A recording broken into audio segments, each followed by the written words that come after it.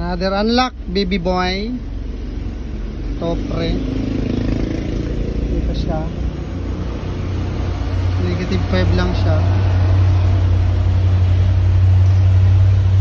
Ayan. Ano pa? Negative 5 lang oh. Negative 5 lang siya. So, ano kasi ito? Babalik natin sa wiring kasi pinakialaman na nila to. Yun lang kadali. Negative 13.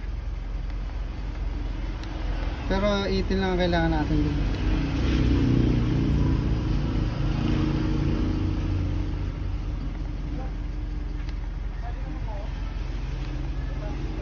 Ayan, ano yan? Kompleto defrosting to. Itong kagandahan pagka ako yung nakakaunang gumawa. Kasi nasiset ko ng maayos, walang wire na napuputol, na dadirect, na hindi nagkakaroon ng damage yung controller. Kasi once na nirekta yan, ginamper na ng ibang ano, pag minsan nagkakaroon ng komplikasyon sa computer. Ito yung computer na yun.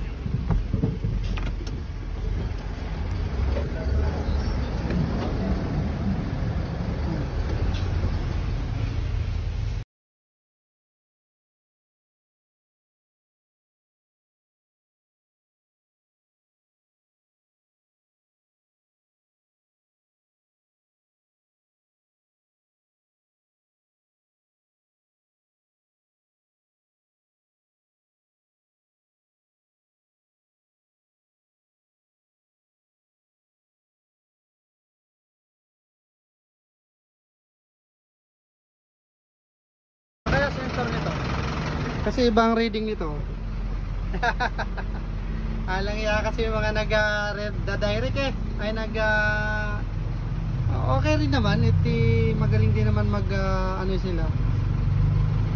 Hindi, hanapin ko ngayon kung nasa sensor nito kasi nirekta na nila tayo. Wala dito kaya 40 yung nadidetect niya. Tinago, inano nila, inilag nila. Napakainag din, napakagaling din ang gumawa. Kasi hindi naman kasi babasahin ng computer. Hilahin ko lang siguro. Hilahin ko sa loob.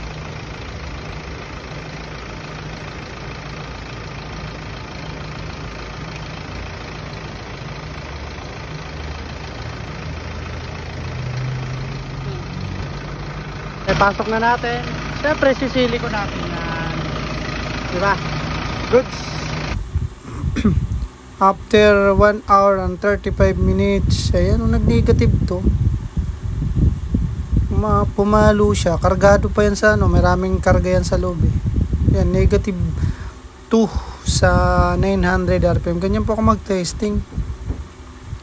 Nasa 900 RPM. Bilad pa sa initan to. Forward yung unit. Hindi ko na kung 20 feet o 24 feet kasi mahaba ito eh. Yung ayan, 900 RPM. Ganyan lang po ako mag-testing. Kasi unang-una mainit kasi kaya hindi ko, tsaka piston type ano yan, upright ang piston. Kaya hindi ako ganong nag-re-rib ng 1,500, which is yung iba kasi mga unit design sila ng high RPM. Ayan po. Tapos ngayon titingnan natin yung loob. Yung kasi puno ito ng ano eh, maraming laman to sa loob eh. Ayan. Negative to, hindi pa gaano mausok to, hindi pa uusok yan. Manipis pa box nito. Ayan o. May supa pa yan dyan eh. Pag anong hindi pa uusok yan kasi negative 2 pa lang. Pero mayroon na. Ayan o. Kung mapapansin ninyo, may pumapasok kasing moisture kaya ganyan po yan. Ayan. Mga crates ni ano yan. Mga crates ni Mang Inasal. Ayun lang po mga bay.